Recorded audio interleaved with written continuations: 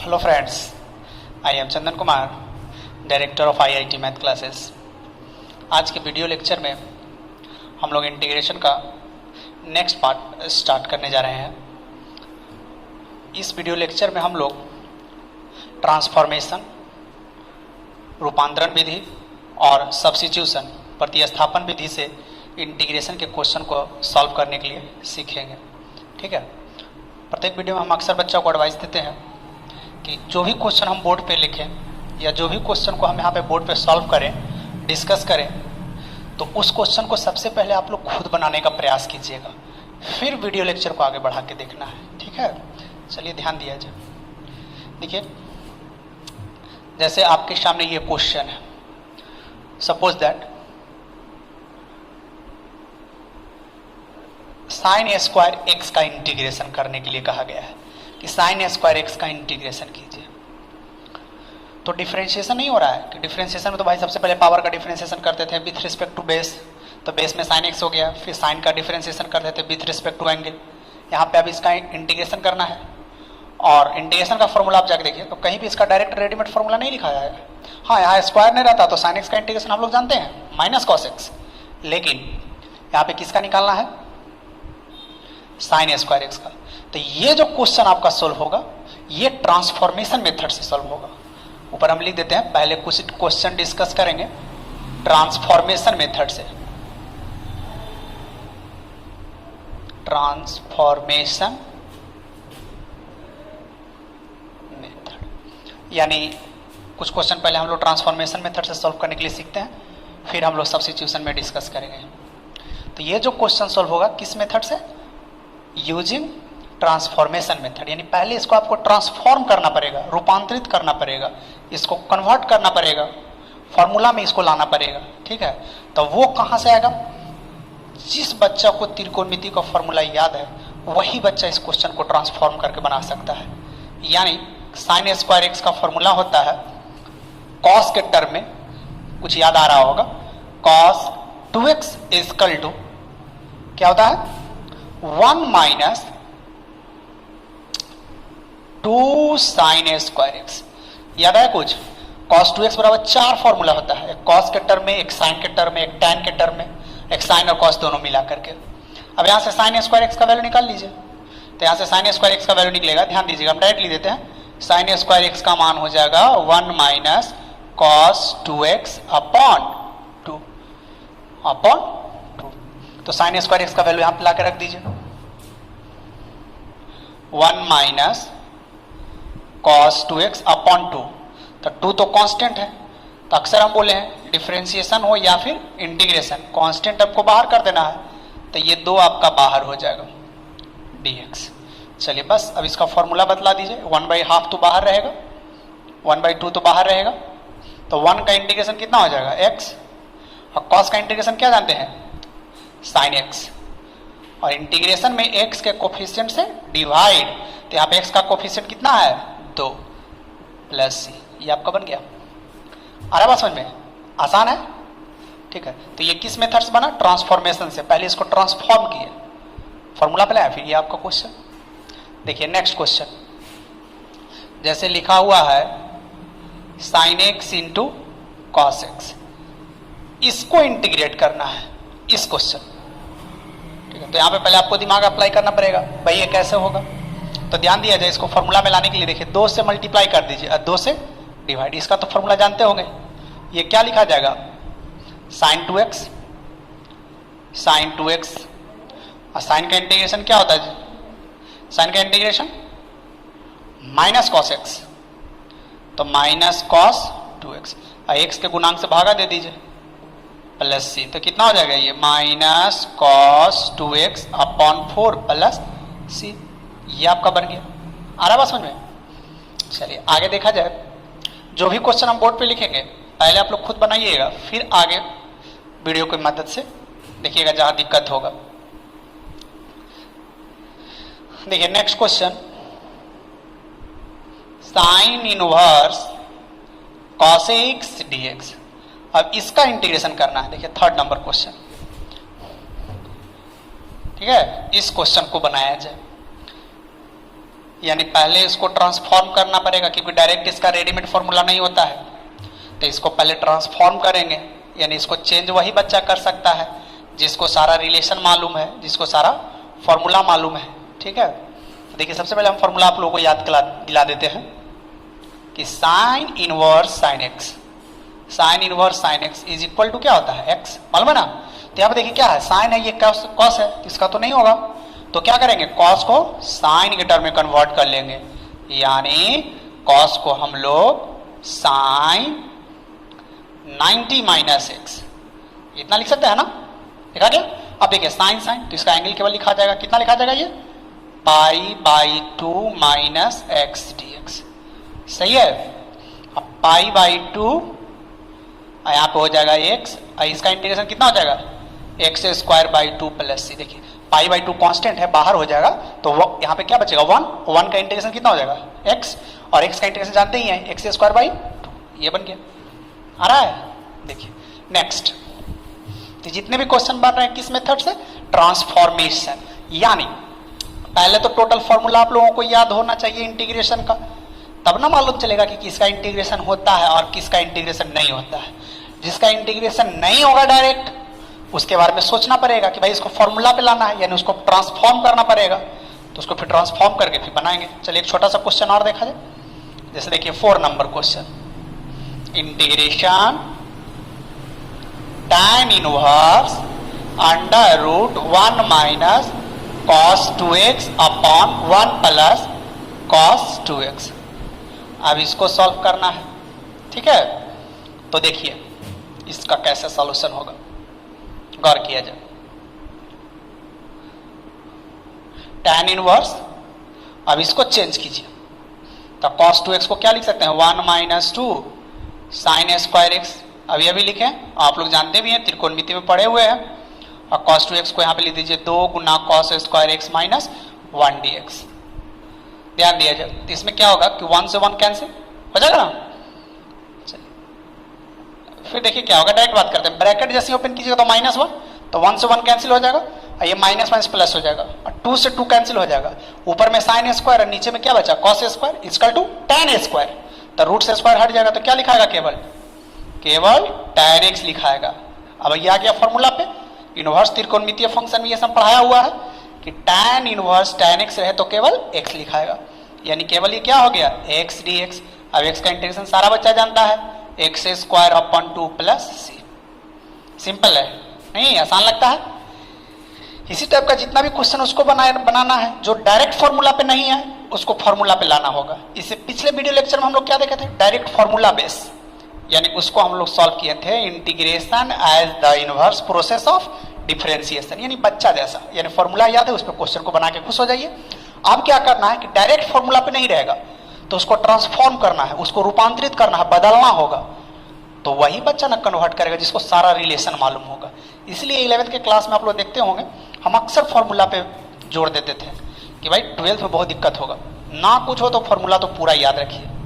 उसके लिए हम टेस्ट भी लेते थे, पहले बेसिक क्लास पढ़ा करके टेस्ट पूरा कंडक्ट कराते थे, और टेस्ट के आधार पे हम बच्चा को एडमिशन लिए हैं, मालूम होगा। तो वही यहाँ पे देखिए, वही पे अब यहाँ पे याद आता होगा सारे सिस्टम, सारे प्रोसेस देखा जाए। तो मैथ्स में जो बेसिकली क्या है ना कि फॉर्मूला का इंपॉर्टेंस है। अगर जिस बच्चा को सारा रिलेशन, सारा फॉर्मूला अगर याद है, दिमाग में है, तो समझिए उससे तो 50% क्वेश्चन इजी वे में बन जाएगा, ठीक है। और फिर वही जो 50% क्वेश्चन जो डिस्टर्ब करता है, उसके लिए आपको थोड़ा मेहनत करना पड़ेगा, अपना माइंड दौड़ाना पड़ेगा, कहाँ पे कौन सा फॉर्मूला अप्लाई होगा, उसके लिए आपको प्रैक्टिस करना होगा। जितना ज़्यादा आप क्वेश्चन को बनाइए, ठीक है। चलिए कुछ क्वेश्चन और हम लोग डिस्कस करते हैं, जैसे ये रहा है,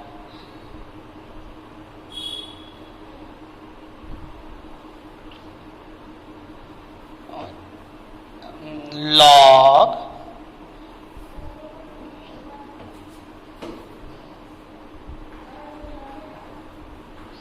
ये क्वेश्चन है।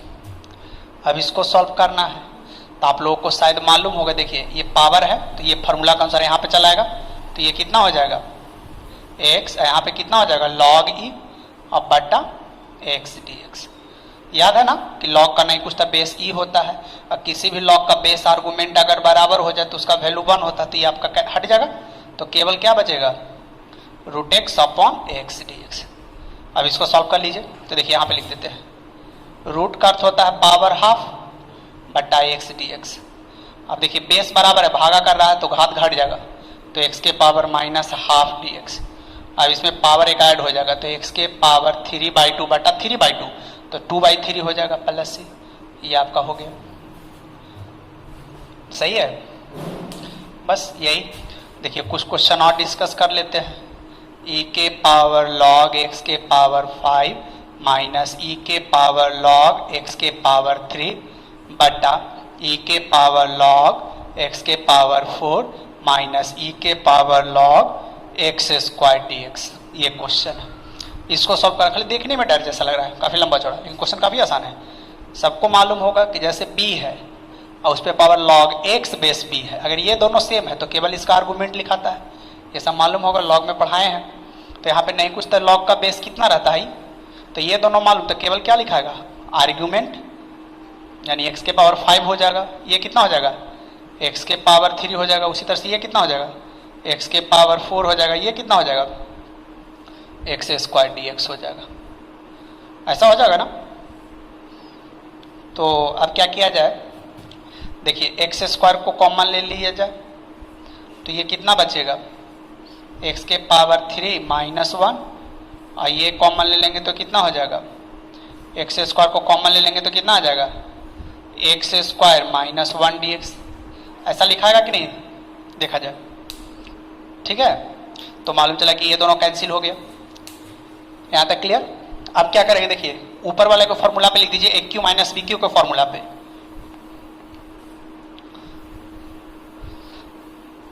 देखा जाए, अब ये क्या लिखा जाएगा A Q minus B Q, और नीचे X square minus B square पे।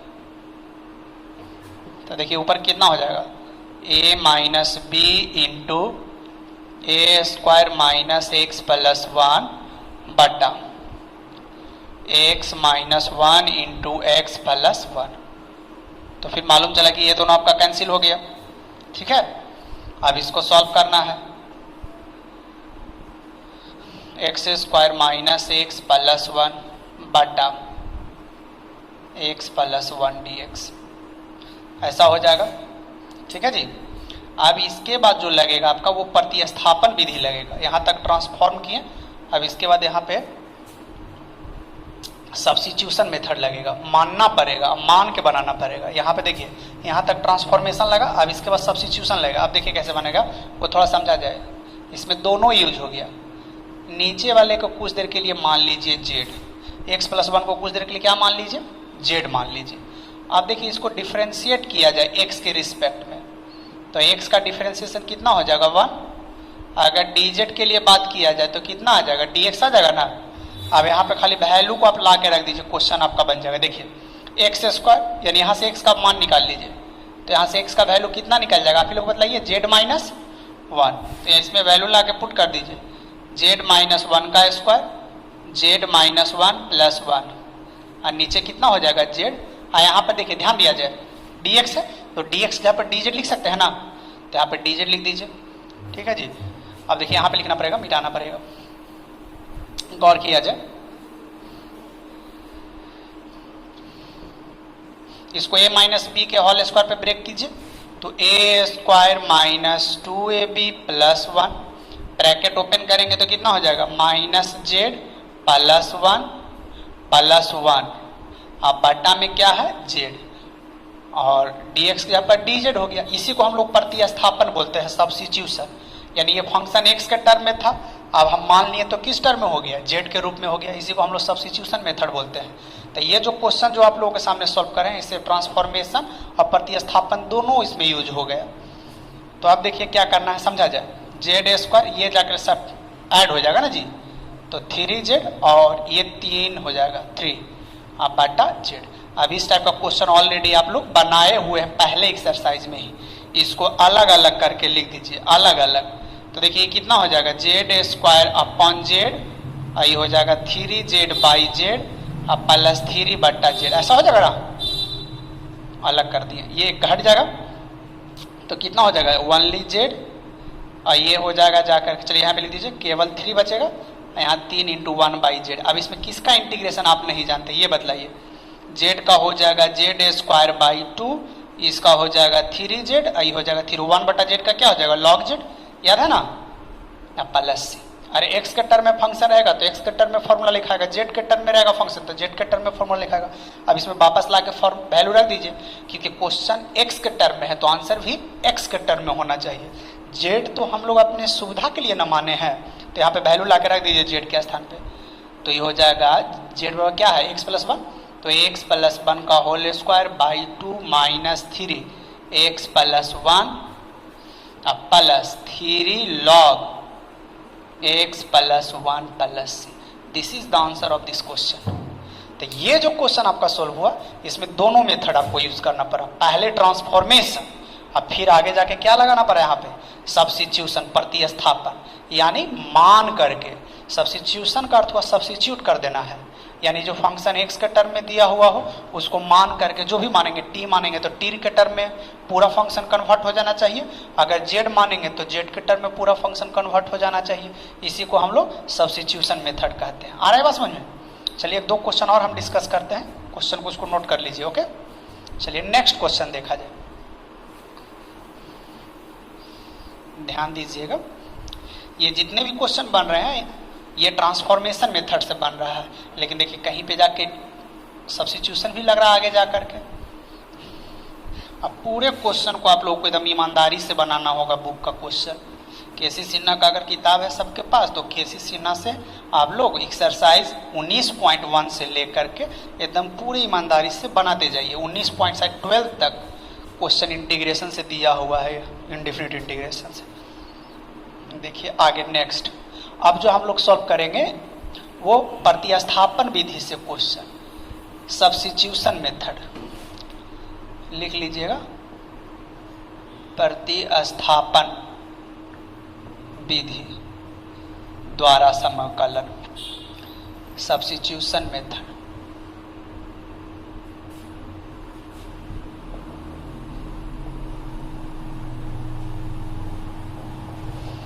सब्स्टिट्यूशन मेथड, प्रतिस्थापन विधि द्वारा समाकलन। अब चलिए हम लोग सब्स्टिट्यूशन मेथड से क्वेश्चन को सॉल्व करने के लिए सीखते हैं, ठीक है। चलिए कुछ आसान आसान क्वेश्चन से हम लोग शुरुआत करते हैं। जैसे चलिए ध्यान दिया जाए, लिखा हुआ है tan x into sec square x, ये क्वेश्चन है, त्रिकोणमितीय फंक्शन है, इसको सॉल्व करना है। डायरेक्ट फॉर्मूला याद कीजिए, तो डायरेक्ट फार्मूला पे ये है नहीं, हाँ यहाँ पे स्क्वायर नहीं रहता तो ये डायरेक्ट फार्मूला बन जाता है, क्योंकि sec x into tan x का इंटीग्रेशन होता है sec x, तो ये तो डायरेक्ट फार्मूला पे है नहीं। तो देखिए यहाँ पे दिमाग लगाना होगा आप लोगों को। देखिए tan का डिफरेंशिएशन क्या होता है, अब यहाँ पे आप कलन और समाकलन दोनों का फॉर्मूला एकदम याद होना चाहिए, मौखिक ओरली। अगर उधर आप ईमानदारी से पूरा क्वेश्चन को बना लिए होंगे तो हम उम्मीद करते हैं कि पूरा फॉर्मूला आप लोगों को याद हो गया होगा, अब कलन और समाकलन का जितना भी फॉर्मूला होगा। आप देखिए आगे क्या है कि फॉर्मूला जिसको याद रहेगा उसी बच्चा से नेक्स्ट एक्सरसाइज का क्वेश्चन बनेगा। फॉर्मूला अगर नहीं याद है तो आपसे क्वेश्चन नहीं बनेगा। तो अगर चाहते हैं कि आपसे क्वेश्चन बने तो पूरे फॉर्मूला को याद कर लीजिए। अगर एक बार में ना याद होता है तो क्या कीजिए कि पूरे फॉर्मूला को एक जगह लिख लीजिए पेज में, और क्वेश्चन बनाने के समय फॉर्मूला को सामने रखिए, ठीक है। बार बार बुक को मत उलटिएगा, समय ज़्यादा बर्बाद होगा। फॉर्मूला को रखिए सामने और उस फार्मूला के मदद से आप क्वेश्चन को बनाइए। अरे एक बार में तो नहीं याद होता, ये हमें भी मालूम है, लेकिन हाँ मैथ्स में ये एक खासियत है कि क्वेश्चन बनाते बनाते वो फार्मूला ऑटोमेटिक याद हो जाता है। और इतना ज़्यादा क्वेश्चन दिया हुआ रहता है, केसी सिन्हा बुक या एनसीईआरटी बुक या कोई भी बुक बनाइएगा ना, उसमें क्वेश्चन बहुत ज़्यादा दिया हुआ रहता है मैथ्स का, एक ही टाइप का बहुत सारा क्वेश्चन भरा हुआ रहता है, ठीक है। तो पूरा क्वेश्चन को आप बनाइएगा तो ऑटोमेटिक वो फार्मूला याद हो जाएगा। इसमें क्या है कि आपको रट्टा नहीं मारना है कि पालथी मार के बैठ गए फार्मूला मार, है ना, आप लोग रट रहे हैं, नहीं। फार्मूला को एक जगह अपने हैंड राइटिंग में लिख लीजिए, सामने रखिए एक्सरसाइज बनाने के दरमियान। जिस फार्मूला का यूज क्वेश्चन बनाने के समय आपको ऐसा महसूस हो जाएगा कि यहाँ पे ये फार्मूला अप्लाई होगा, लेकिन आप लोग को याद नहीं है, जिसके वजह से नहीं बना, फार्मूला को मदद लीजिए, क्वेश्चन को बनाइए, वो बनाते बनाते और फार्मूला देखते देखते आपको फार्मूला याद हो जाएगा, ठीक है। तो फार्मूला एक जगह लिख करके रख लीजिए, फिर क्वेश्चन को बनाइए। जैसे देखिए tan x का डिफरेंशिएशन क्या होता है, sec स्क्वायर एक्स। तो करना कुछ नहीं, यहाँ पे साइड में मान लीजिए लेट जेड बराबर कुछ देर के लिए सिर्फ आप tan x मान लीजिए, जेड बराबर क्या मान लीजिए, tan x मान लीजिए। अब इसका आप डिफरेंशिएशन करिए dz बटा dx, तो tan x का डिफरेंशिएशन क्या होता है आप लोग बताइए, अवकलन sec स्क्वायर x, सब लोग जानते हैं कि tan x का अवकलन sec स्क्वायर x, मालूम है। अब देखा जाए अगर dz के लिए बात किया जाए तो sec square x into dx, ये इसका हो जाएगा। अब यहाँ पे आ जाइए वापस, देखिए tan x, तो tan x को आप क्या माने हैं, z माने हैं, तो tan x के जगह पर z रख दीजिए। और यहाँ पे देखिए इसका वैल्यू देखिए sec square x into tan x, sec square x into tan x का मान कितना है, dz है, तो इस वैल्यू को यहाँ पे वापस ला के रख दीजिए। ये इसी को हम लोग प्रतिस्थापन बोलते हैं। देखिए समझा जाए, नाम से ही क्लियर है। मेन क्वेश्चन जो आपका दिया हुआ है वो त्रिकोणमितीय फंक्शन के रूप में है, x के टर्म में, और यहाँ पे जो हम सब्स्टिट्यूट करके इसको किस टर्म में बदल दिए, प्रतिस्थापित करके z के टर्म में कन्वर्ट कर दिए, इसी को हम लोग प्रतिस्थापन विधि बोलते हैं। अब देखा जाए z का समाकलन कितना हो जाएगा, z square by 2 plus c, अगर x का समाकलन dx रहता तो x स्क्वायर बाई 2 होता, t रहता dt रहता तो t स्क्वायर बाई 2 होता। क्लियर है। अब देखिए आ जाए, मेरा मेन क्वेश्चन क्या है, त्रिकोणमितीय फंक्शन के रूप में, तो इसका आंसर भी क्या होना चाहिए, त्रिकोणमितीय फंक्शन के रूप में होना चाहिए।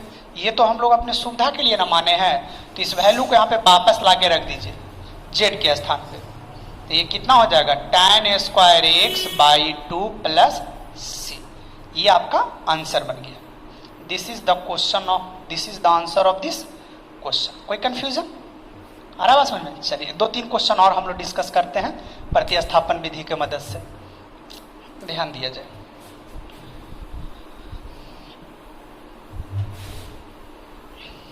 जो क्वेश्चन लिखेंगे बोर्ड पे, पहले आप लोग खुद प्रयास कीजिएगा, फिर वीडियो को आगे बढ़ा के देखना है, जब क्वेश्चन ना बने तो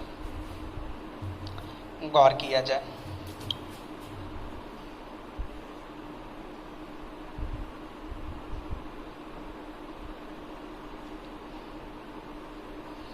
ये रहा क्वेश्चन। देखिए dx के साथ में क्या लिखा हुआ है, cos x, तो cos x किसका अवकलन होता है, किसका डिफरेंशिएशन cos x है, sin x का। बस साइड में मान लीजिए z बराबर sin x मान लिया जाए। अब देखिए इसका अवकलन पहले कीजिए, तो sin x का अवकलन क्या हो गया, cos x, और dz के लिए बात करेंगे तो क्या हो जाएगा, cos x इंटू dx, ऐसा होगा ना। बस इसमें ला के वैल्यू को रख दीजिए, देखिए बस सब्स्टिट्यूट कर दीजिए। sin x को क्या माने थे, z, तो यहाँ पर क्या हो जाएगा, z के पावर 3, और cos x इंटू dx का मान कितना हो गया, dz, तो ये क्या लिखा जाएगा, dz लिखा जाएगा। क्लियर है, आसान है, साइन के टर्म में था, z के टर्म में कन्वर्ट कर दिया। इसी प्रोसेस को हम लोग इसी तरीका से जो हम क्वेश्चन को सॉल्व करते हैं, तो इसी को हम लोग प्रतिस्थापन मेथड बोलते हैं, प्रतिस्थापन विधि बोलते हैं। क्लियर है। अब इसका समाकलन सारा बच्चा जानता है, z के पावर 4 बटा 4 प्लस c। मेरा क्वेश्चन साइन के टर्म में है, तो आंसर भी साइन के टर्म में होना चाहिए, यानी त्रिकोणमितीय फंक्शन के रूप में है क्वेश्चन, तो आंसर भी त्रिकोणमितीय फंक्शन के फॉर्म में होना चाहिए। z ये सब जो माने हम लोग अपने सुविधा के लिए ना माने हैं, इसमें वैल्यू वापस रख दीजिए। तो z बराबर क्या माने थे, साइन x, तो साइन के पावर 4x बटा 4 plus c। This is the answer of this question. सही है, आसान है, आसान लग रहा है ना। और देखा जाए कुछ क्वेश्चन और सॉल्व कीजिए। अब तो क्वेश्चन आप लोग बहुत सारा बना सकते हैं, जैसे लिख दिए 10 के पावर 4x इंटू, इसको करते हैं ऐसे 10 के power 3x into sec square x dx, ये क्वेश्चन है, इसको बनाना है। देखिए यहाँ पे 2 ऑप्शन है आपके सामने, आप सेक को भी मान सकते हैं या फिर आप tan x को भी मान सकते हैं, जैसे आप बना लीजिए। देखिए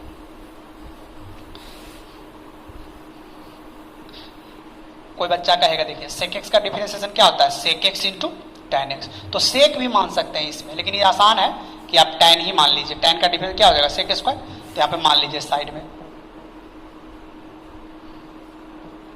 dz बटा dx, tan का अवकलन डिफरेंशिएशन सेक स्क्वायर x, अगर dz के लिए बात किया जाए तो sec square x into dx। अब इसमें वैल्यू रख दीजिए। tan को क्या माने हैं z, तो z के पावर 3, इसका मान क्या आया, dz आया, और जेड के पावर 3 का समाकलन करना है तो जेड के पावर 4 बट्टा 4 प्लस सी, फिर जेड का वैल्यू इसमें वापस रख दीजिए, 10 के पावर 4x बट्टा 4 प्लस सी। कोई कंफ्यूजन? हम उम्मीद करते हैं इसी टाइप का जितना भी क्वेश्चन है दिया हुआ होगा आपके बुक में वो क्वेश्चन आप लोगों से बनेगा, तो टोटल क्वेश्चन को आप लोग ईमानदारी से बनाइए। जो क्वेश्चन नहीं बनेगा वो मेरे व्हाट्सएप नंबर पे या फिर